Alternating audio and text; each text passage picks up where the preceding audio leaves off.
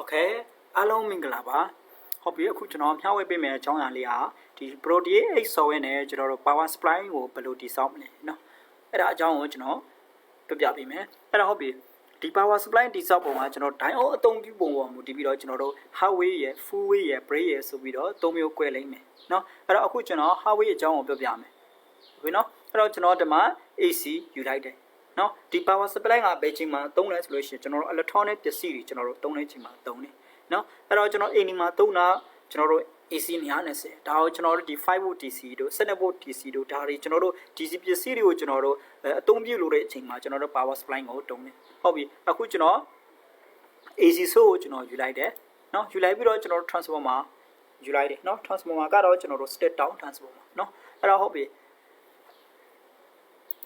ပြီးတော့ကျွန်တော်တို့ဒီမှာဒီဘက်မှာရှိတဲ့ AC source ကိုဘိုးတိုင်းခြင်းเนาะဘိုးဘယ်လောက်လဲဆိုတာကျွန်တော်တိုင်းချင်တာဖြစ်တဲ့အတွက် AC source ကိုယူလိုက်တယ်ပြီးတော့ကျွန်တော်ဒီဘက်ကထွက်လာတဲ့ step down AC เนาะဘယ်လောက်ပိုးလဲဆိုတာကျွန်တော်တို့သိချင်တာဖြစ်တဲ့အတွက်ကျွန်တော်AC ဘိုးမီတာကျွန်တော်လှိုင်းယူလိုက်တယ်ပြီးတော့ ground တက်လိုက်เนาะ ground တက်လိုက်တယ်ပြီးတော့ diode เนาะအဲ့တော့ဒီ diode ကကျွန်တော်တို့အသက်ပဲဘာလို့လဲဆိုလို့ရှိရင်ကျွန်တော်တို့ AC ကနေ DC ပြောင်းတဲ့အချိန်မှာ diode ကမဖြစ်မနေပါကိုပိုင်းမယ်ဘာလို့ဆိုလို့ तू က semi conductor တစ်ပိုင်းเนาะ semi conductor တစ်ပိုင်းပစ္စည်းဖြစ်တယ်เนาะ तू ကတစ်ပိုင်းပဲကူးတာတစ်ပိုင်းပဲကူးတာဟုတ်ပြီเนาะအဲ့တော့ဒီကျွန်တော်တို့ AC ရဲ့ wave form DC ရဲ့ wave form ကျွန်တော်တို့အလုပ်လုပ်ပုံကိုသိမယ်ဆိုလို့ရှိရင် diode ဟာ AC နဲ့ DC ပြောင်းမဲ့ပစ္စည်းမှာမဖြစ်မနေပါမဲ့ပစ္စည်းဆိုတာကျွန်တော်တို့သိရမှာဖြစ်ပါတယ်เนาะအဲ့တော့ဟုတ်ပြီအခုဒါပါဒီ resistor ကိုလုတ်တဘောအနေနဲ့ကျွန်တော်ချိတ်လိုက်တယ်เนาะ resistor မှာပါပဲနဲ့ကျွန်တော်တို့ဒီကနေဒီလိုချိတ်လိုက်မယ်ဆိုလို့ရှိရင်တော့ short circuit ပုံစံဖြစ်သွားမယ်เนาะအဲ့ဒီတော့ကျွန်တော်လုတ်အနေနဲ့ကျွန်တော် R ကိုယူသုံးလိုက်တယ်ဟုတ်ပြီเนาะပြီးတော့ကျွန်တော်ဒီမှာ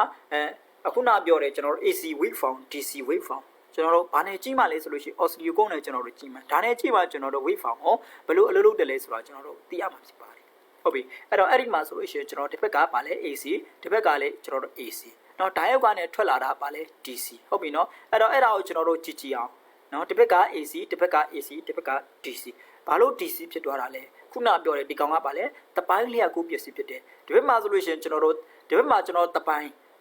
းမျိုးတော့ဒီဘက်မှာနှစ်ပိုင်းရှိတယ်လားဆိုတာဖြစ်နေမယ်เนาะနှစ်ပိုင်းရှိတယ်ပါလေအပေါင်းတလဲအနှုတ်တလဲဖြစ်နေတယ် AC ဖြစ်တယ်เนาะ alternate တလဲဖြစ်နေတယ်အဲ့ဒီအခြေအနေမျိုးမှာကျွန်တော်ဒီမှာ DC ကတပိုင်းပဲဆိုတော့အပေါင်းဖြစ်သွားမယ်ဘာလို့လဲဆိုလို့ရှိရင်ကျွန်တော်တို့မှာ diode ကဒီဘက်ကိုအပေါင်းပေးထားတာအပေါင်းပေးထားတဲ့ခါကျတော့အပေါင်းထွက်တယ်တကယ်လို့ diode ကိုအနှုတ်ပေးထားမယ်ဆိုလို့ရှိရင်အနှုတ်ထွက်လာမယ်အဲ့ဒီတော့ကျွန်တော်ဒီဘက်ကိုပါပေးထားတယ်အပေါင်းပေးထားတာဖြစ်တဲ့အတွက် positive halfway rectifier ကိုရရှိမှာဖြစ်ပါတယ်ခုန positive halfway rectifier အခုကျွန်တော်ဒီကောင်ကိုသူ့ရဲ့ halfway ကိုကြည့်အောင်เนาะသူ့ရဲ့ weight ကကျွန်တော်ဒီမှာမြင်းနေအတိုင်းပဲเนาะဒီကောင်ကဘယ်ကောင်လဲဆိုလို့ရှိရင်ကျွန်တော်တို့ဒီကောင်เนาะဒီဟာကျတော့ဒီကောင်ဒီမှာဆိုလို့ရှိရင်ကျွန်တော်အပေါင်းတယ်လဲအနှုတ်တယ်လဲကျွန်တော်တို့ AC ပြောတာဖြစ်တဲ့အတွက် AC ရဲ့ weight form ကဒီတိုင်းပေါင်းတယ်လဲအနှုတ်တယ်လဲတလဲဖြစ်နေပဲဒါပေမဲ့ဒီမှာကျတော့အပေါင်းတစ်ခုတည်းရောက်နေတယ်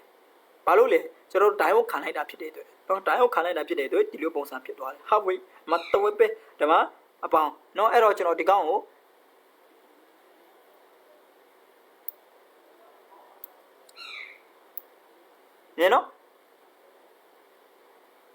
်โอเคကျွန်တော်မြင်တောင်းကျွန်တော်ပြတာဖြစ်တယ်เนาะမြင်တောင်းကျွန်တော်ပြတာဖြစ်တယ်အဲ့တော့โอเคဒီမှာကြည့်မယ်ဆိုလို့ရှိရင်မြင်နော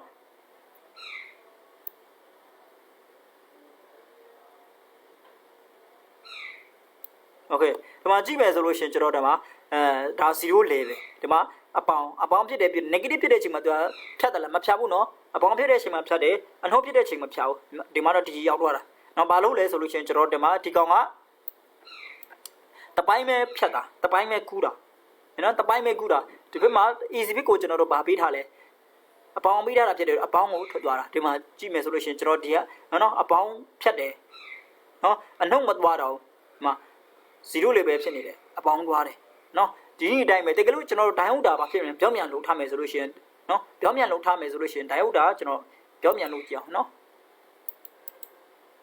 diode ကိုကျွန်တော်ပြောင်းပြန်ချိတ်ကြည့်မယ်โอเค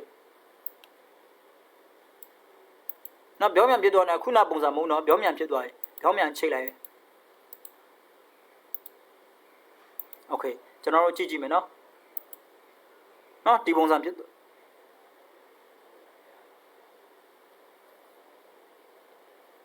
မယ်နော်ဒီပုံစံဖြစ်သွားပြီဗျဟုတ်နော်အခုနကကျွန်တော်တို့positive ဖြတ်သွားတာအခုကကျွန်တော်ဘာဖြစ်လဲ negative ဖြတ်သွားတယ်မှာ positive ပိုင်းသူကမသွားတော့ဘူးမြင်နော်ဒီမှာ positive ပိုင်းမသွားတော့ဘူးနော် positive ပိုင်းမသွား negative ပဲသူကဖြတ်လိုက်တာဒီကနေဝင်တယ်နော်ဒီမှာ0 level နော် negative ထဲကိုဝင်တယ်ပြီးတော့0 level ဟုတ်ပြီနော်ဒီတိုင်းပဲကျွန်တော်တို့သွားတာနော်အဲ့တော့ကျွန်တော်တို့ဓာတ်ရုပ်ကိုကျွန်တော်တို့အပေါင်းပေးသလား H bit ကိုအပေါင်းပေးသလားအနှုတ်ပေးသလားပေါ်မူတည်ပြီးတော့ကျွန်တော်တို့ positive halfway negative halfway ဆိုပြီးတော့ကျွန်တော်တို့꿰သွားတာဟုတ်ပြီနော်အခုဒါဆိုလို့ရှိရင်ဘာဖြစ်မလဲ negative halfway okay ရမယ်နော်ဟုတ်ပါဒီနေ့တိုင်းကျွန်တော်တို့ဒီbreak rectifier တို့ full wave rectifier တို့ကျွန်တော်တို့တိစောက်လို့ရမယ်အားလုံးကြည့်ရှုပေးတဲ့အတွက်ကျေးဇူးတင်ပါတယ်